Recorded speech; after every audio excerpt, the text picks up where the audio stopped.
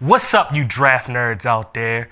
My name is Draft Raw, and thank you for tuning in to In the Clutch.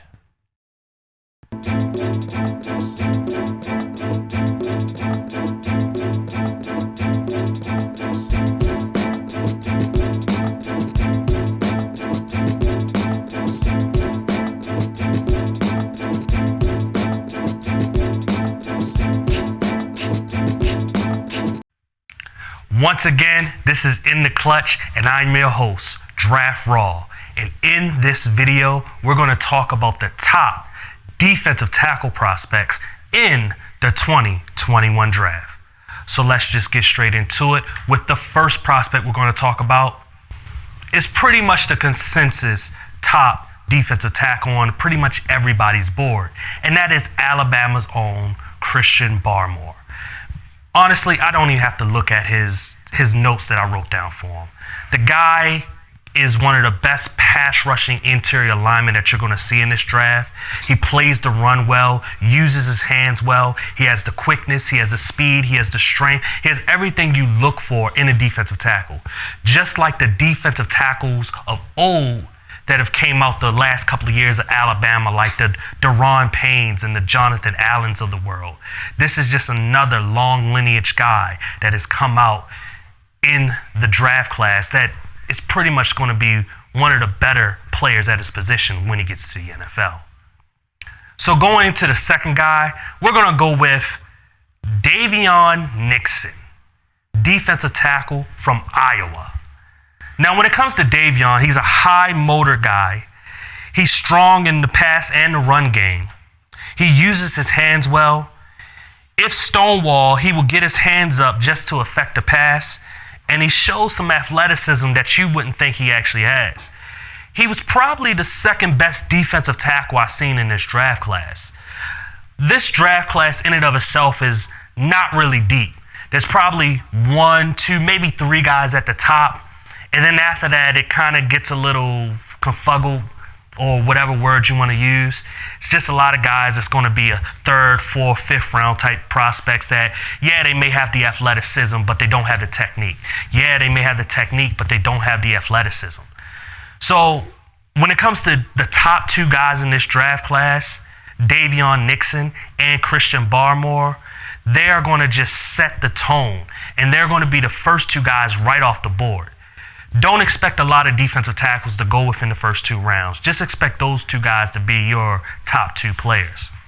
Now, I did mention there's probably a third guy that is, I would say, could make it within the second round, and that is Ohio State's Tommy Togiai. Now, I just actually watched Tommy, and I did not know how good he actually would be. He's a bulldozing defensive tackle, has really good quickness, excellent burst, and has very high motor, and he plays with high energy. One of the biggest things that I like about defensive players in general is the high energy that they can bring. Whether it's just from the athleticism or just the guys that just work hard, the guys that just keep on going and going and going and don't stop. And he's probably one of the better conditioned defensive tackles within this draft.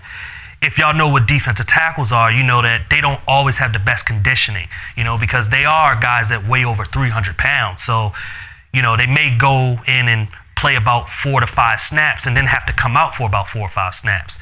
When I looked at Tommy's tape, he was in there constantly, and he was making plays to a point where offensive lines had to double team him just to stop his production.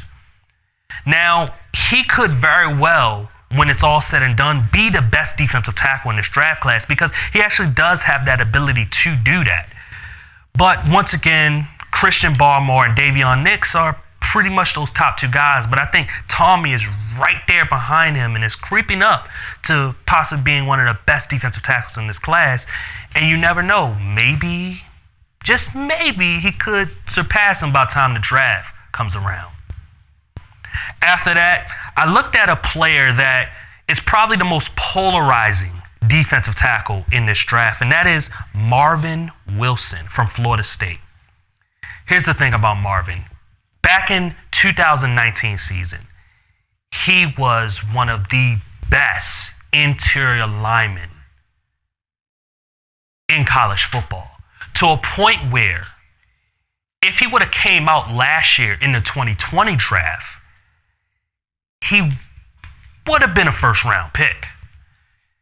But then he decided to stay in school. And the one thing that a lot of people tell a lot of college players is that if you're already kind of set at being a first-round pick, the worst thing you can do is go back to school, because the only thing you're going to do is hurt yourself. A guy that was going to be a high-round pick, top 10, maybe top 15, heck, maybe even top 5 pick, all of a sudden is dropping down boards. And so you're not sure if he's going to go in the second. You're not sure if he's going to go in the third. You're not sure if he's going to go in day 3 of the draft within the 4th, 5th, or 6th round. I mean, he has the talent to definitely get drafted. But the biggest problem is that his 2020 season tape was absolutely awful. No, I can't say that. It wasn't awful. It just wasn't as good as his 2019 tape. When I look at my notes, when I saw him in the 2020 tape, he was still strong. He still had pass rushing traits. The biggest problem is that in 2020, he was playing a little out of position. In 2019, he was playing the defensive tackle, nose tackle position, the 1 technique, the 3 technique, right? But for whatever reason, Florida State had him playing the 5 technique, playing on the edge, going against tackles.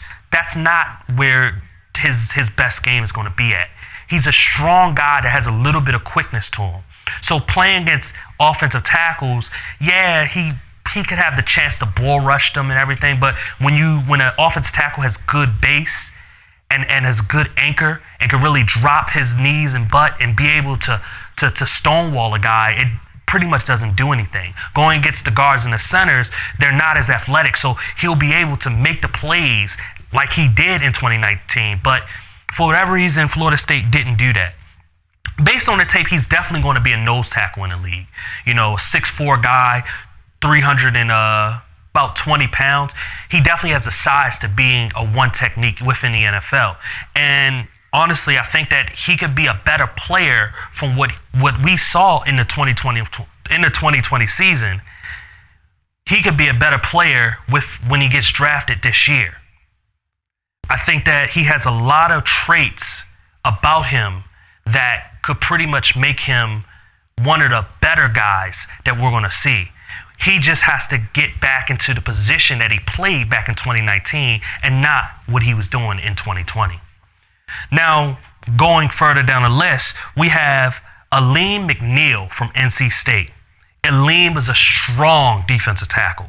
Can get pushed out of plays when shooting the gap, though. That's a kind of a negative that he has.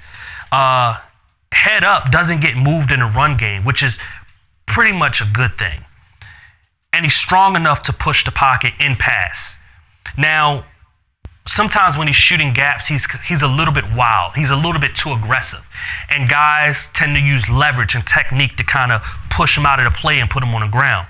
But you see in other times where, you know, when it's a running play, he's able to stonewall the offensive tackle, stack, and then shed and be able to get after the running back. Another thing that he's able to do is his ability to use his quickness and power to be able to disengage from guards and centers to make the play on the quarterback. It's something that, you know, it's not consistently from him. You know, he's really good at doing both of those things. He just needs to get more consistent, which probably would have put him in a more higher ranking within this draft. But the thing is that just like Marvin Wilson, being able to show traits can get you, you know, chosen pretty high. And because this draft class consistently is not the best draft class in terms of the defensive tackle position, guys may get pushed down. But then you may have some guys that get pushed up just because of the need to have interior defensive linemen. Next, we're going to talk about Levi Onwuzurike from Washington. I probably butchered his name, but some of these guys have the weirdest names. Anyway, Levi is one of the more powerful nose tackles within this draft. He needs to work on bends, He needs to work on his bend because he does stand up a little bit too early. The worst thing that you can do is be the high man in terms of engaging with a blocker. You always want to be the lowest guy so you can get the best leverage. He can shoot gaps like most of the defensive tackles in this draft class. And, you know, he has this overall athleticism that he brings to the interior defensive position that you don't see a lot. Now, like I said, he is a powerful guy.